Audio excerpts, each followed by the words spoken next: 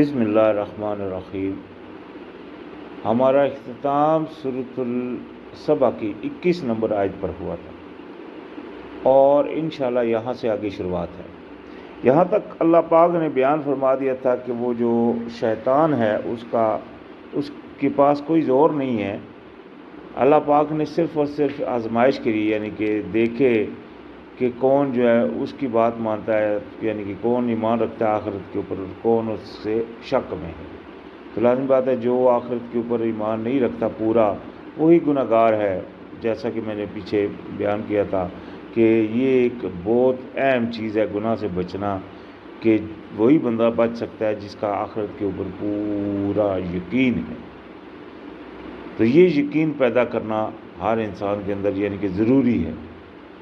تو خیر آگے اللہ پاک نے فرمایا قُلِ ادْعُوا الَّذِينَ زَعَمْتُم مِّن دُونِ اللَّهِ لَا يَمْلِكُونَ مِثْقَالَ ذَرَّةٍ فِي السَّمَاوَاتِ وَلَا فِي الْأَرْضِ وَمَا لَهُمْ فِيهِمَا مِن شِرْكٍ وَمَا لَهُ منہم من ظہیر۔ تو یہاں تنزیہاً اللہ پاک نے فرمایا کہہ دیجئے کہ پکارو ان کو جنہیں سمجھتے ہو تم سوائے اللہ تعالیٰ کے، یعنی کہ اللہ تعالیٰ کے سوا جن کو تم یعنی کہ پکارتے ہو، جن کو تمہارے خیال ہے کہ وہ تمہاری مدد کریں گے، تمہارا گمان ہے کہ وہ تم کو بچا لیں گے۔ تو اللہ پاک نے کہا کہو پکارو ان کو، نہیں وہ ملکیت رکھتے برابر ذرے کے بھی، کسی وہ اتنی سی بھی، وہ کہ ان کو اللہ پاک نے دوسری جگہ بیان فرمایا کہ ان سے اگر مکھی کچھ لے کر چلے جائے تو وہ اس سے بھی چھین نہیں سکتے۔ تو یعنی کہ وہ بالکل ذرا سے بھی وہ کوئی اختیار نہیں رکھتے، نہ آسمانوں میں، یعنی کہ آسمانوں میں بھی اور نہ ہی زمین میں، یعنی کہ نہ کسی جگہ ان کا کوئی اختیار نہیں ہے۔ تمہاری صرف سوچ ہے، تمہارا صرف خیال ہے جو تم نے گڑھ لیا ہے، اور نہیں ان کے لیے ان دونوں میں کوئی حصہ، اور نہیں اس کے لیے ان میں سے کوئی مددگار، یعنی کہ یہ جو وہ بھی ہیں ان کا بھی کوئی نہ مددگار ہے نہ کچھ ہے۔ یہ تمہارے صرف عقیدے ہیں، جو غلط سوچیں ہیں جو تم نے بنائی ہیں۔ وَلَا تَنْفَعُ الشَّفَاعَةُ عِندَهُ إِلَّا لِمَنْ أَذِنَ لَهُ حَتَّى إِذَا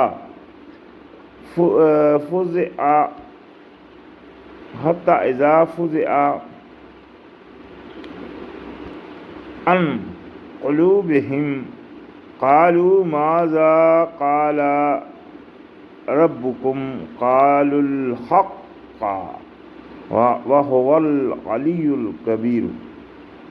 تو اللہ پاک نے فرمایا اور نہ وہ فائدہ دے گی سفارش اس کے پاس کسی مگر جس کے لیے وہ اجازت دے، یعنی کہ یہ شفاعت حق ایک ہوتا ہے جو عقیدہ گڑھا گیا، جس طرح عیسائیوں نے گڑھا اور ہمارے مسلمانوں نے بھی، مطلب جو ماننے والے ہیں، مطلب ایمان کے دعوے دار ہیں، انہوں نے بھی اس طرح کے عقیدے گڑھے ہوئے ہیں کہ ہم کو نبی علیہ السلام کی شفاعت ہو جائے گی۔ اسی طرح عیسائیوں نے بھی گڑھا کہ ہمارے گناہ تو وہ لے گے، ابھی ہم کو کوئی پرواہ نہیں، وہ ہماری شفاعت کرائیں گے۔ یہ عقیدہ ہے، یہ تو عقیدہ ہے ہو گیا باطل۔ کیوں؟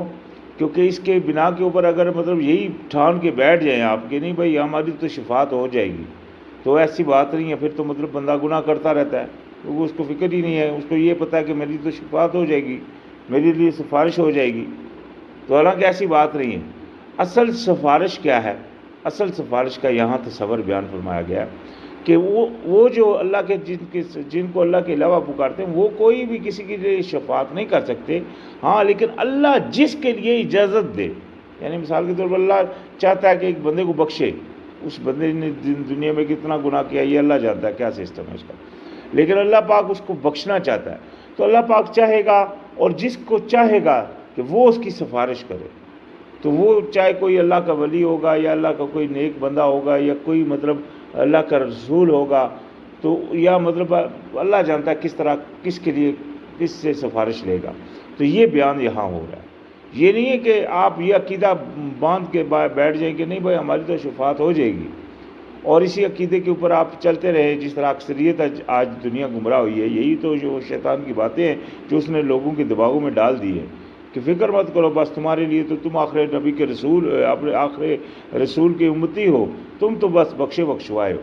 ایسی بات نہیں ہے. عمل اللہ پاک نے قرآن میں فرما دیا کہ ان تجتنبوا کبائر ما تنہون عنہ نکفر عنکم سیئاتکم وندخلکم مدخلا کریما.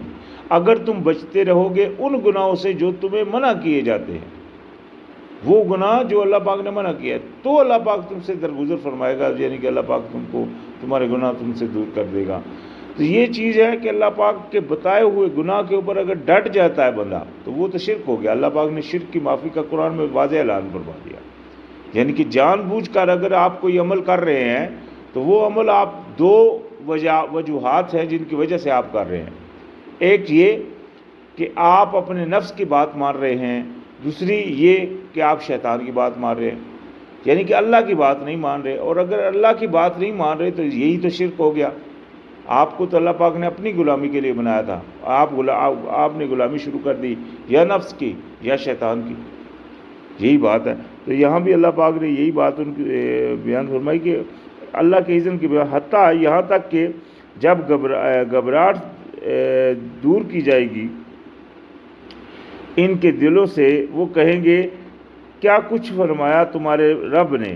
وہ کہیں گے کہ حق، اور وہی ہے بلند اور بہت بڑا. یعنی کہ جب ان سے گھبراہٹ ہٹے گی، پہلے تو ان کی گھبراہٹ تھی، وہ آخرت کے واقعات ہیں جو اللہ پاک یہاں بیان فرما رہے ہیں.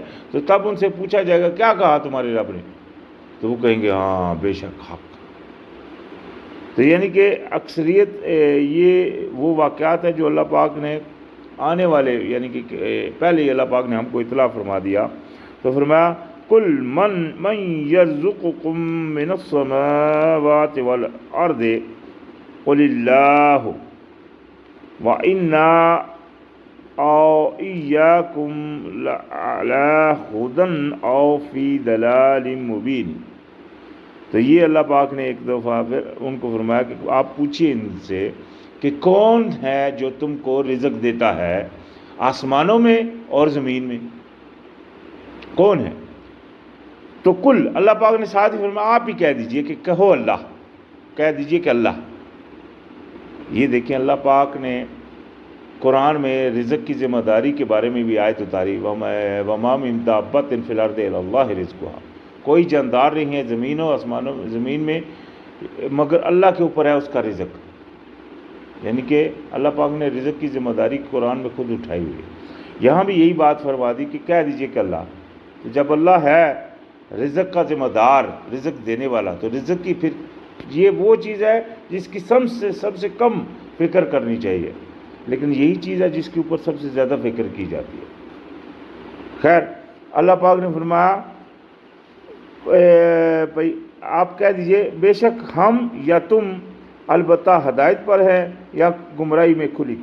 یعنی کہ اگر یہ بات ہمارا تو یہ یقین ہے، اس کے بعد یا پھر ہم گمراہ ہیں یا تم گمراہ ہو، یا ہم ہدایت پر ہیں یا تم جو ہے نا ہدایت پر ہو، دونوں میں سے ایک بات ہے.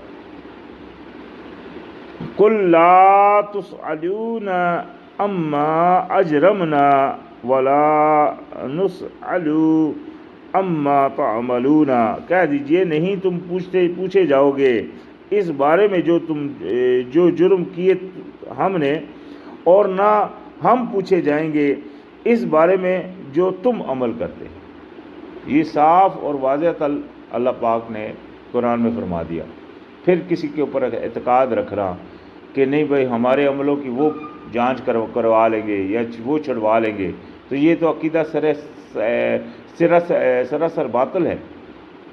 کیونکہ یہاں اس آیت میں واضح کر دیا کہ آپ کہہ دیجئے ہمارے عملوں کے بارے میں تم سے نہیں پوچھ ہوگی، تمہارے عملوں کے بارے میں ہم سے نہیں پوچھ ہوگی. پیچھے ہم پڑھ رہے ہیں لَهَا مَا كَسَبَتْ وَعَلَيْهَا مَا اكْتَسَبَتْ. جو تم نے کیا وہ تمہارے لیے، جو انہوں نے کیا وہ ان کے لیے. تو پھر یہ جو عقیدہ گڑا ہوا ہے کہ شفاعت کا، اور جو مطلب اس کے بعد یہ عقیدہ جو گڑا ہوا ہے کہ اصال ثواب کا، کہ اس سے جناب وہ گناہوں کی بخشش کروائی جاتی ہے. یہاں پیچھے جب مر جاتا ہے تو اس کے پیچھے گوٹیاں پڑی جاتی ہیں، تسبیحیں پڑی جاتی ہیں. کہ جناب اس کی بخشش ہو جائے، یہ عمل یہ اس کو پیچھے قرآن کی ختم کروائے جاتے ہیں کہ اس سے مطلب اس کو سزا کم ہو جائے گی. یہ تو سراسر بات ہے، ان قرآن کی ان سب آیات کے برعکس بات ہے، کیونکہ ہر کسی کو وہ ملے گا جو اس نے عمل کیا. تو اگر اس کا عمل ہے تو عمل تو اللہ پاک نے قیامت والے دن کھلے گے، اس میں تو کمی پیشی والی بات ہی نہیں. تو یہ کس طرح کمی پیشی کروا رہے ہیں ان عقائد سے کہ جناب کا قرآن خوانی کرنے سے وہ کم ہو جائیں گے یا ہماری دعاؤں سے؟ مطلب ایسی کوئی بات نہیں.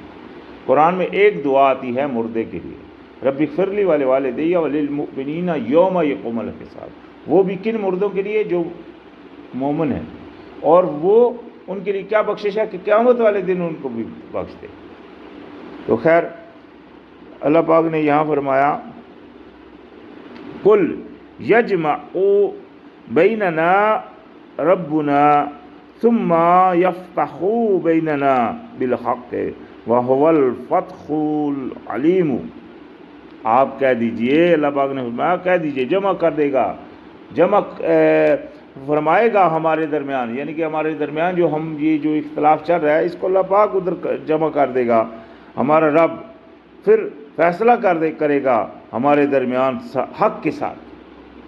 یہ قیامت والے دن یہ واقعی قیامت کا لگنا ہی اسی وجہ سے ہے کہ دنیا میں نہ جو نہ حق کر رہے ہیں وہاں ان کا اللہ پاک وہ ان کو مطلب اس کا بدلہ دے، اور اس کے لیے بھی ہے کہ جو دنیا میں لوگ نہیں مانتے وہاں جا کر ان کی آنکھیں کھل جائیں کہ یہ سارا نظام ایسے ہی نہیں تھا بنایا ہوا اللہ پاک نے. اس کا ایک مقصد تھا جس تک پہنچنا تھا، وہاں جو کامیابی حاصل کرے تو وہ مقدر کا سکندر ہے، یعنی کہ جو اللہ کے ہاں کامیاب ہو جائے. تو اللہ پاک نے فرمایا کہ اس وقت وہ یعنی کہ وہ پھر حق کے ساتھ فیصلہ کر دے گا، اور وہ زبردست فیصلہ فرمانے والا اور خوب جاننے والا. یعنی کہ اللہ پاک کو یہ نہیں کہ وہ کوئی ایسی بات ہے کہ تمہاری کتاب نامے ہونے ضروری ہے، اس کو ہر چیز کا علم ہے. تو فرمایا قل ارونی الذین الحقتم بہ شرکاء کلا بل هو اللہ العزیز الحکیم. کہہ دیجئے دکھاؤ مجھے جنہیں ملا دیا تم نے ساتھ اس کے شریک، یعنی کہ جو اللہ پاک کے ساتھ تم نے جو شریک بنا دیا ہمیں بھی تو دکھاؤ. ہرگز نہیں، بلکہ وہی اللہ تعالیٰ ہے، زبردست ہے اور خوب حکمت والا. یہ دیکھیں نا، یہ صفات ساتھ میں صفاتیں بھی آ رہی ہیں. پیچھے آیا تھا العلی الکبیر، یہاں آ گیا العزیز الحکیم. تو یہ صفاتیں، ایسی صفت رکھنے والا بھی کوئی نہیں. اگر یہ صفت ہو جائے، مثال کے طور کے اوپر اللہ کی صفت، اللہ جیسا کوئی نہیں تو اللہ کی صفتوں جیسا بھی کوئی نہیں. اللہ پاک کی صفت ہے السمیع البصیر، وہ ہے سننے والا اور دیکھنے والا، یہ اللہ کی صفت ہے. ہم بھی سنتے بھی ہیں دیکھتے بھی ہیں، تو یہ تو ہم برابری ہوگی معاذ اللہ، ایسی بات نہیں ہے. کیونکہ اس کی جو سماعت اور بصارت ہے اس کے ساتھ لگا ہوا ہے السمیع البصیر. لامحدود ہے، ہم جو ہیں وہ محدود ہیں. ہم کو اللہ پاک نے دماغ محدود دیا، دیکھنے کی جو صلاحیت ہے وہ محدود دی، سننے کی صلاحیت وہ محدود دی. ہم یہاں آپس میں سن سکتے ہیں، ابھی یہاں مثال کے طور پر امریکہ میں کوئی کیا بول رہا ہے ہم اس کی نہیں سن رہے. ہم آپس میں یہاں دیکھ رہے ہیں یہ دیوار کے پیچھے کیا ہے ہم نہیں دیکھ سکتے، لیکن اللہ کی ذات وہ ہماری بھی سن رہی ہے. اور یہ جو یہاں جو مثال کے طور کے اوپر جو کیڑے رینگ رہے ہیں ان کی بھی اللہ سن رہا ہے. اسی طرح ہم کو بھی دیکھ رہا ہے، اسی مطلب تو جو بھی کون سی بھی جگہ سب کو اللہ پاک دیکھ رہا ہے. لیکن اگر آج یہ عقیدہ رکھ کر جس طرح لوگ جاتے ہیں درباروں کے اوپر تو وہ عقیدہ رکھتے ہیں، وہ ان کو پکارتے ہیں، تو ان کی سوچ میں ہوتا ہے کہ وہ ہماری سن رہے ہیں، اسی لیے تو وہ پکار لیتے ہیں. جیسا کہ آج لوگ علی کو پکارتے ہیں، نبی علیہ السلام اللہ نبی وارث بولتے ہیں، ٹھیک ہے جی. اسی طرح علی کو مدد کے لیے پکارتے ہیں.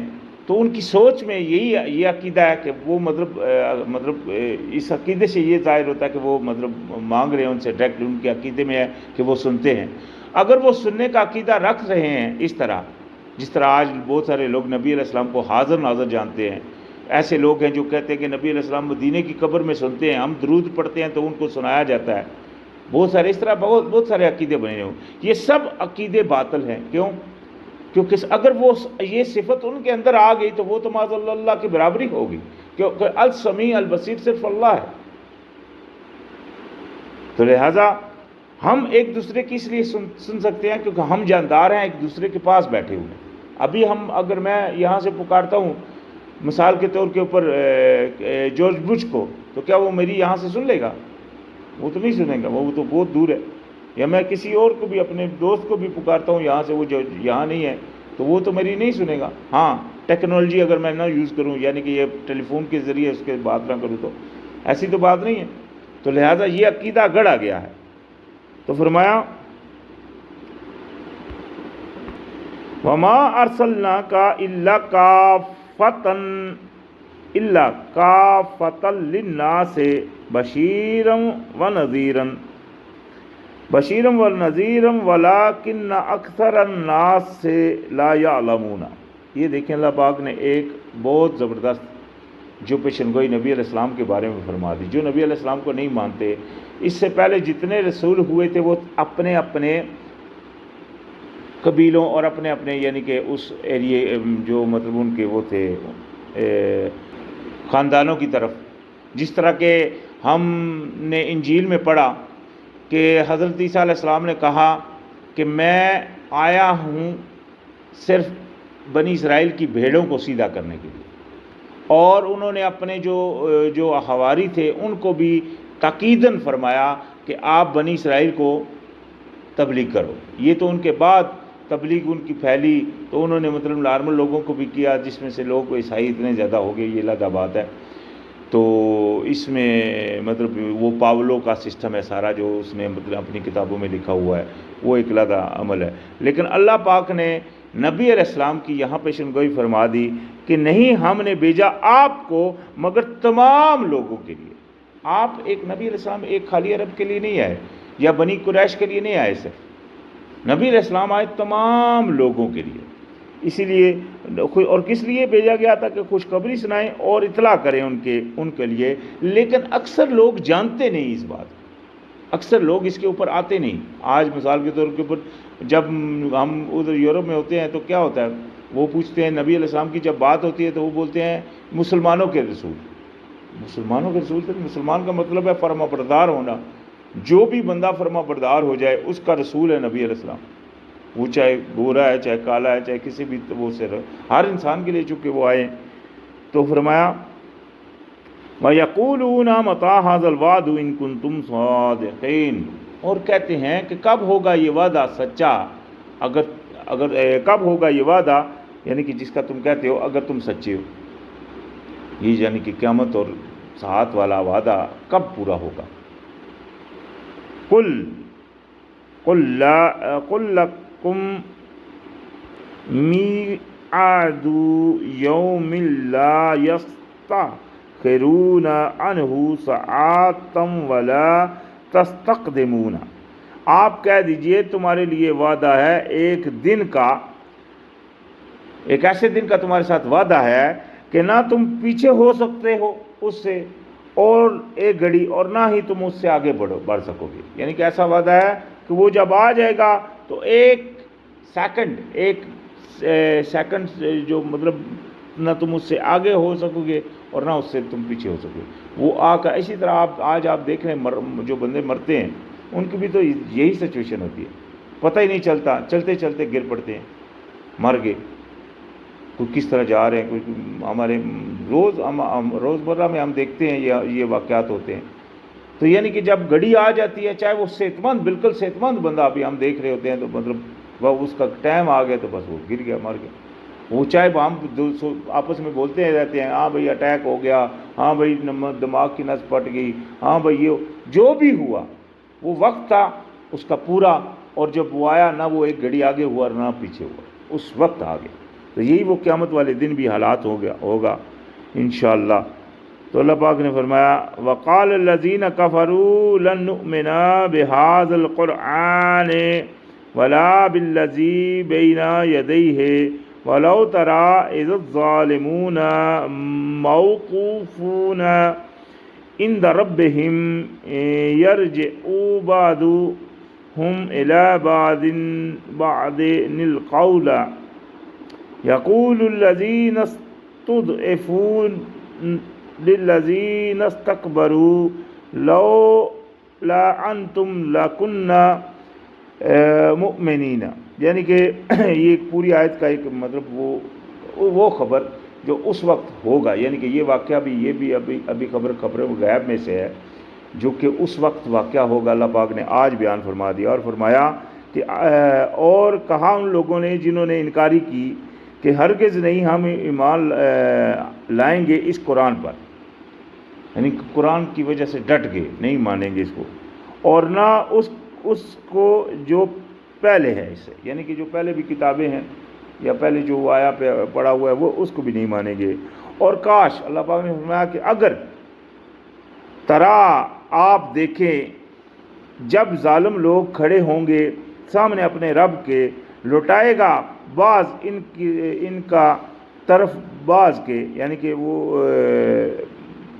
اس وقت مطلب اس طرف ہو جائے گا کہ ان کی جو چیزیں انہوں نے ہوں گی وہ واپس ان کی طرف آئیں گی، یعنی کہ جن کو پوچھتے تھے وہ بھی ان کو دیکھیں گے، اور جن کے پیچھے لوگ چلتے تھے وہ سب وہاں موجود ہوں گے، ایک دوسرے کی طرف ہوں گے، اپنی بات کو ایک دوسرے کی طرف ڈالیں گے اور کہیں گے، یعنی کہ بعض کی طرف بات کو ڈالیں گے یا کہیں گے کہ وہ لوگ جو کمزور سمجھے جاتے تھے ان سے جنہوں نے تکبر کیا، اگر تم نہ ہوتے تو البتہ ہوتے ہم مومن، یعنی کہ ان کو کہیں گے کہ تمہارے پیچھے تو ہم چلتے رہے دنیا میں، ہم تم کو بڑا پیر، بڑا اپنا عالم، بڑا یا ہم اپنا خاندان کا بڑا ممبر سمجھتے رہے، یا تم کو ہم نے مطلب M P A M N A بنائے رکھا، تمہارے پیچھے چلتے رہے، تو مطلب کیا ہے آپ مطلب اس وقت وہ وہاں ان کا انکار کر دیں۔